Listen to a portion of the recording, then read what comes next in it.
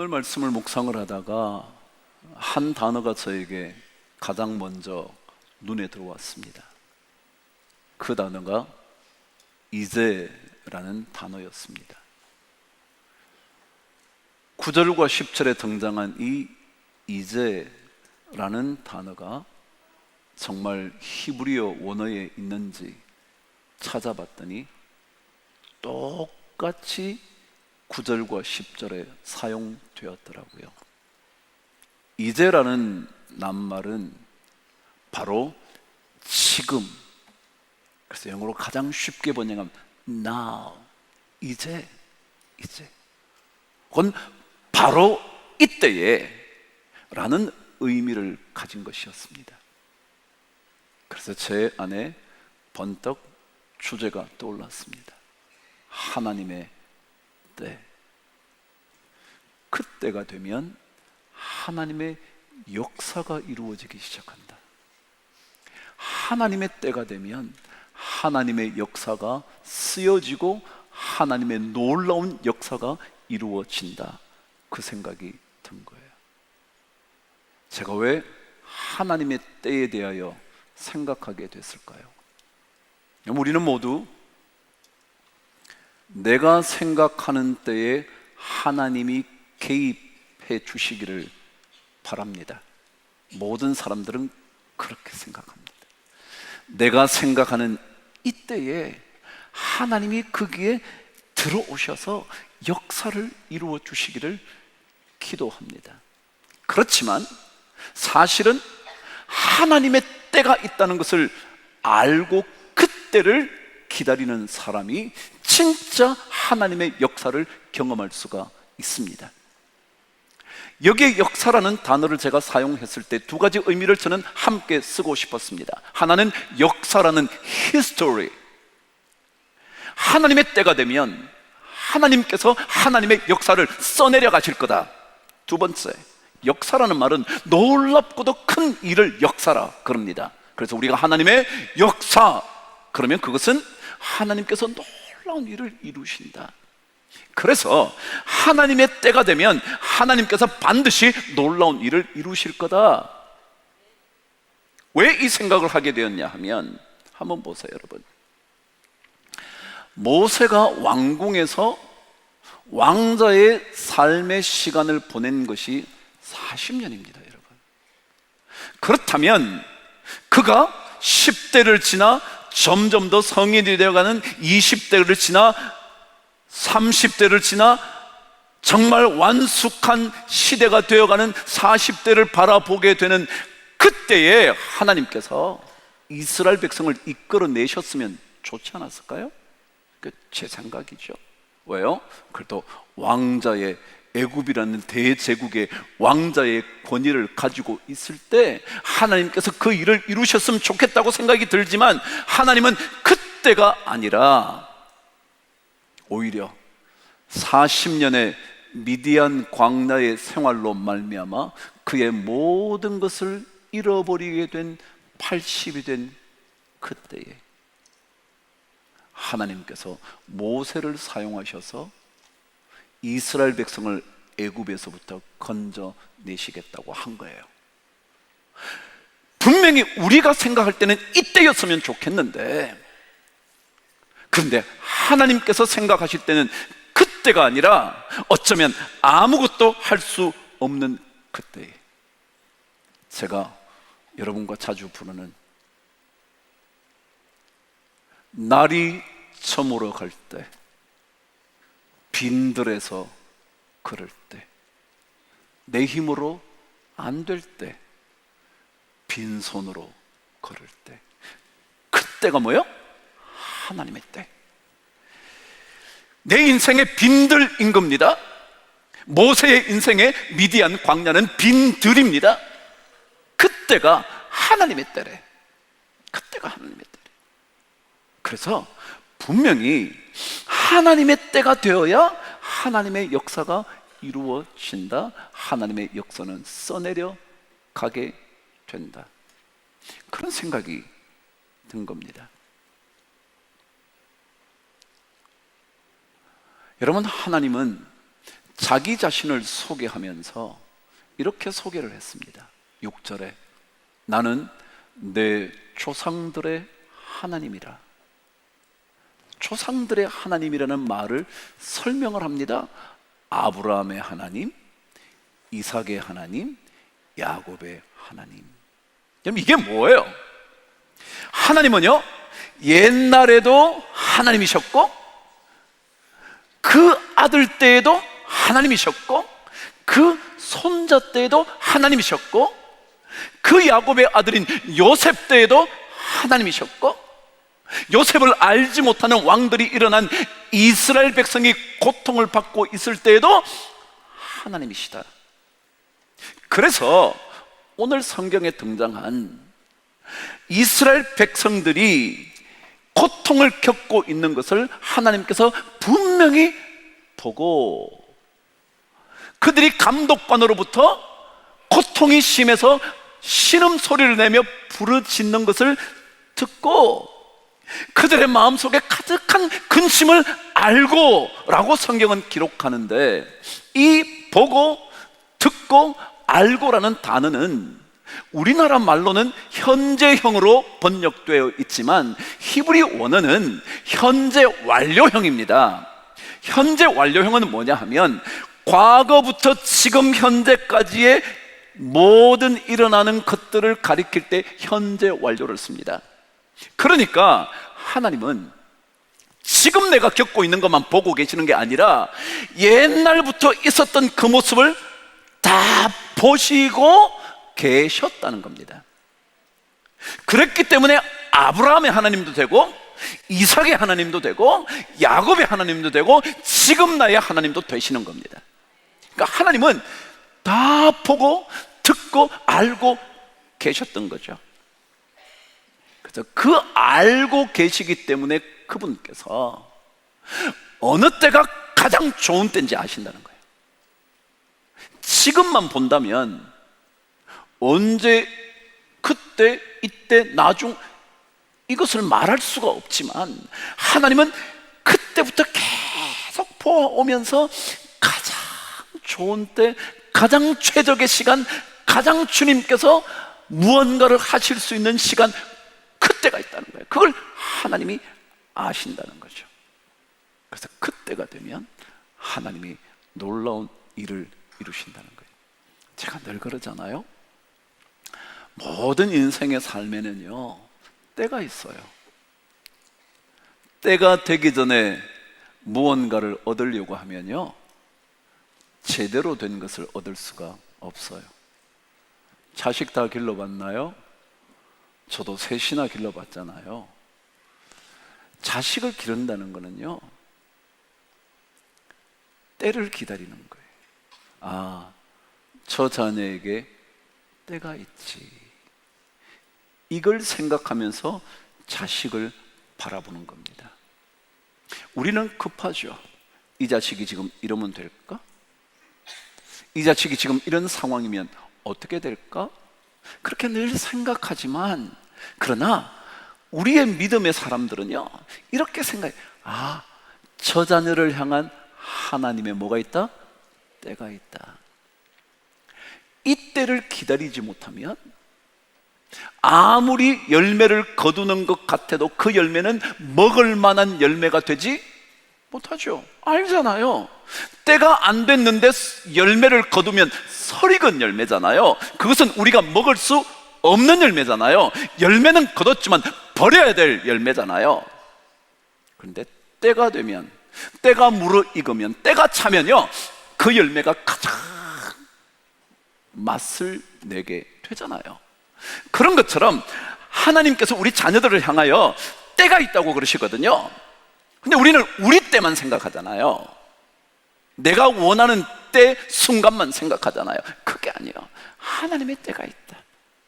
하나님의 때가 되면 하나님께서 역사를 써내려 가실 거다. 그걸 생각해야 되는 거예요. 자, 그렇다면 하나님의 역사를 써내려 가시고 하나님의 놀라운 역사를 일으키실 수 있는 그때는 도대체 언제인가? 잘 모르죠. 우리가 하나님의 때를 어떻게 알겠어요? 그것만 알면야 걱정할 게 없죠 뭐. 근데요, 하나님의 때가 언제 임할지 우리가 알 수 있는 단서는 있어요. 오늘 여러분 말씀을 읽었잖아요. 우리는 20대, 30대, 40대에 왕궁에 있을 때, 권력을 가졌을 때 이스라엘 백성을 건져내면 좋겠다 생각하지만 그게 아니라 모든 것을 잃어버린 미디안 40년의 세월을 지난 80대의 하나님께서 이제 가라, 지금이야, This is the time, 이게 지금 그 순간이라는 거예요. 지금 그때다 라고 말하실 때 이것이 도대체 언제였나 말이죠. 성경에는 우리에게 단서를 보여주는 거죠. 오늘 말씀 읽기 전에 지난 시간 우리 말씀을 묵상했어요. 그게 뭐냐면 불타지 않는 떨기나무, 그 속에서 말씀하시는 하나님. 그래서 그 떨기나무 타지 않는 그곳으로 가고 있는 모세에게 뭐라 그러셨다고요? 이곳에 가까이 오지 마. 뭐라고요? 내가 선 땅은 거룩한 곳이니 내 발에서 신을 벗어라. 이게 무슨 의미라 그랬어요, 여러분? 하나님의 백성은요, 자신이 살고 있는 자리, 가정이든지 일터든지 학교이든지 그곳이 거룩한 곳인 줄 알아야 된다. 그 거룩함을 인식하고 내가 가지고 있는 모든 고난을 하나님 앞에 조금 던져놓는 것, 신발을 던지는 것, 신발을 벗어서 내 고난을 주님께 드리는 것, 주도권을 주님께 드리면 그때가 하나님의 때가 되는 거예요. 그래서 제가 이렇게 한번 말할 수 있겠어요. 자녀들이요, 문제를 일으키는 때가 있다 그러면 그때는요, 무슨 때냐 하면 여러분과 제가 그 순간에 하나님을 다시 되찾는 거룩함을 회복하는 시간이어야 된다. 그러면 그때가 무슨 때가 되냐면 하나님의 때가 된다. 가정에 문제가 있나요? 부부에 문제가 있나요? 여러분 어떤 관계에 문제가 있나요? 그때는요, 어떤 때냐 하면 여러분과 제가 다시 하나님을 되찾아 거룩함을 회복하고 내 신발을 벗어 하나님 앞에 내어놓을 때라고요. 그러면 하나님께서 그 순간을 하나님의 때로 잡아, 하나님의 순간으로 잡는다. 그리고는 하나님이 역사를 써내려 가시고 일하기 시작하신다 라는 거예요. 이게 성경이 말하는 하나님의 때예요. 그러니까 아무것도 없을 때, 빈들에서 걸을 때, 내 힘으로 안 될 때, 그때가 하나님의 때인 줄 알고 그 자리에서 거룩함을 회복하게 되면 하나님이 역사를 여러분과 저를 통하여, 모세를 통하여 하셨던 것처럼 여러분과 저를 통하여 역사를 써가시기 시작하실 것이고 하나님의 역사를 이루어 갈 거다. 어제 하루의 은혜 해보신 분들은 말씀을 읽으셨다면 역대하 25장을 읽으셨을 것입니다. 어제가 역대하 25장, 26장 읽어가는 날이었거든요. 근데 그 말씀에는 한 이야기가 담겨져 있었습니다. 원래 역대기는요, 유다 왕의 역사를 기록합니다. 북쪽 이스라엘의 역사가 아니라 남쪽 유다의 역사, 특별히 그 왕들의 역사를 기록해두고 있는 책입니다. 간간히 북쪽 이스라엘 왕들의 언급이 있긴 하지만 그것은 남쪽 유다 왕과 연결되어 있는 스토리일 때만 등장하지 그를 따로 말하는 경우는 드뭅니다. 그러니까 하나님의 백성의 계보를 적어둔 책이 역대기 상하입니다. 그런데 거기에는 25장에 남쪽 유다 왕 아마샤에 대한 얘기가 등장합니다. 아버지 요아스의 뒤를 이어 아마샤가 왕위를 이어받습니다. 근데 그 이야기에 아마샤 왕이 에돔 족속과 전투를 벌이는 이야기가 25장에 기록됩니다. 에돔 족속은 에서 족속입니다. 그리고 그곳 살고 있는 지역이 세일산 지역이라 세일 족속이라고도 말합니다. 그래서 세일 족속은 에돔 족속들입니다. 그들과 함께 전투를 벌이게 되었습니다. 근데 그 전투를 벌이는데 남쪽 유다와 남쪽 베냐민 지파에서 군사를 모았더니 20세 이상으로 전투에 나갈 만한 사람이 30만 명이 모였답니다. 엄청나죠? 대군을 모았습니다. 그런데 30만 명을 모았지만 불안한 겁니다. 그래서 아마샤가 은 100달란트를 주고 용병을 구합니다. 어디로부터 구하느냐 하면 북쪽 이스라엘부터 용병 10만 명을 데리고 옵니다. 그래서 40만 명이 됐습니다. 드디어 전투를 하려고 합니다. 그런데 전투를 시작하려고 그러는데 갑자기 어떤 하나님의 선지자가 아마샤에게 얘기하는 겁니다. 아마샤 왕이여, 하나님은 북쪽 이스라엘 용병과 함께 싸우는 것 즐겨하지 않으십니다. 기뻐하지 않습니다. 이유는요, 북쪽 이스라엘은 하나님을 떠나서 이방 신들을 섬기는 족속이 되어버렸거든요. 하나님의 백성임에도 불구하고 사마리아에 단을 새롭게 만들고 금송아지를 세워서 이게 하나님이야 라고 말하는 족속이 되어버렸거든요. 그래서 그들과 함께 전투 나가는 것 하나님이 기뻐하지 않으셔. 그래요. 아마샤가 듣더니 갑자기 생각이 든 겁니다. 어떡하죠? 제가 벌써 은 100달란트나 줬는데요, 이제 와서 물을 수도 없고 그러면 은 100달란트 다 날아가는데요? 그럽니다. 그러자 하나님의 선지자가 말합니다. 너무 걱정 마셔요. 하나님은요, 그것보다 훨씬 더 많은 것을 주실 수 있는 분이거든요. 그러니까 그거 신경 쓰지 말고 그들과 전투하는 것 끝내셔요. 그러자 아마샤가 그 말을 듣고 100달란트를 포기하고 10만 군대도 포기합니다.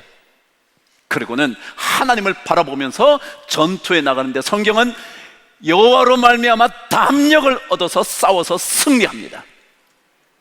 여러분, 하나님의 때는요 언제 일어나냐면, 하나님의 역사는 하나님의 때에 일어나는데 그때는 언제냐 하면 하나님을 다시 바라보고요, 손해봐도 괜찮다, 나 하나님 있으면 돼, 그럴 때 하나님이 역사합니다. 이 말입니다. 오늘 본문이요, 모세가 아무것도 할 수 없지만 그건 문제가 안 돼요. 다만 그가 자신이 서 있는 자리가 거룩한 땅인 줄 알고, 그리고 하나님 앞에 신발을 벗어 던질 수 있게 되기만 하면요, 아무것도 할 수 없는 미디안의 삶에 40년이 지났다 할지라도 그를 통하여 하나님의 역사가 쓰여지고 하나님의 역사가 이루어지는 거거든요. 아마샤에게도 똑같았습니다. 아무것도 포기할 수 없다고 생각하는 것이 아니라 가질 거면 하나님께 주시면 되지 뭐. 그래서 선지자가 이렇게 말합니다. 하나님은 이기게도 하시고 패하게도 하실 수 있는 분입니다. 그러면서 그가 포기할 마음이 없었을 처음 당시에 이렇게 말합니다. 당신 나가서 싸우고 싶으세요? 40만 데리고 이스라엘 군사와 함께 동맹해서 싸우고 싶으세요? 나가서 힘써 싸워보세요. 하나님 여호와 그분이 왕 당신을 적군 앞에서 패하게 하실 겁니다. 40만을 데리고 가도요, 하나님이 패하게 하시면 지게 돼 있다는 거예요. 그래서 아마샤가 은 100달란트도 포기, 이스라엘 10만 군대도 포기, 그랬지만 승리했다. 하나님의 역사는요, 하나님의 때에 이루어집니다. 그때는 언제냐면 거룩함을 회복한 하나님의 백성 될 때입니다. 근데 그 이야기 뒤에 곧장 이런 이야기가 따라 등장합니다. 세일 자손을 물리쳤는데 전투에서 승리하고 되돌아오는 길에 세일산에 있는 여러 신상들을 가지고 옵니다. 그리고는 그 신을 섬기기 시작합니다. 다시 하나님께로부터 멀어졌습니다. 하나님을 버렸습니다. 하나님을 향한 거룩함을 포기해버렸습니다. 그랬더니 성경은 어떻게 기록하느냐 하면, 이방신들을 섬기게 되었을 때 예루살렘에서 반역이 일어납니다. 예루살렘은 어디냐면요, 남쪽 유다의 핵심 지역입니다. 그렇죠? 그곳에서 하나님의 백성들이 살아야 할 예루살렘에서 반역자가 일어나서 아마샤를 죽입니다. 그게 기록되어 있습니다. 뭔 얘기인지 아시겠어요? 여러분, 하나님의 백성들은요, 거룩함을 붙잡아야 합니다. 거룩함을 회복하면 하나님은 해결합니다. 만일 거룩함을 놓치면 자기 편인 줄 알았는데 예루살렘에서 반역자가 일어나서 도망가자 끝까지 쫓아가서 죽여버립니다. 아마사의 시대는 그것으로 끝이었습니다. 여러분, 이 성경은요, 신앙인의 원칙 얘기하는 거잖아요. 우리가 서 있는 자리, 살아가는 그 자리가 정말 거룩한 자리인 줄 알고 하나님 앞에 내 모든 주도권을 하나씩 하나씩 내드리면요, 하나님께서 은 100달란트 이상 주시고요, 더 승리하게 하시고요, 놀라운 역사를 일으키시고요, 그리고 나를 통하여, 여러분을 통하여 역사를 써내려가는 겁니다. 출애굽의 역사를 써내려가는 겁니다. 근데 우리는 자꾸만 그것 안 하고 싶은 거거든요. 그걸 끝끝내 우리는 포기하고 싶지 않거든요. 그렇지만 포기하고 신발을 벗어서 던지면서 내 것을 포기하면 하나님의 역사가 써내려지기 시작하는 거예요. 모세를 통하여 일하셨던 하나님이 여러분을 통하여 일하실 수 있고 저를 통하여 일할 수 있어요. 그런데 그것은 반드시 거룩한 땅인 줄 알고 신발을 벗는 그때 시작이 돼요. 제가 그랬잖아요. 여러분, 가정에 어려움이 있으세요?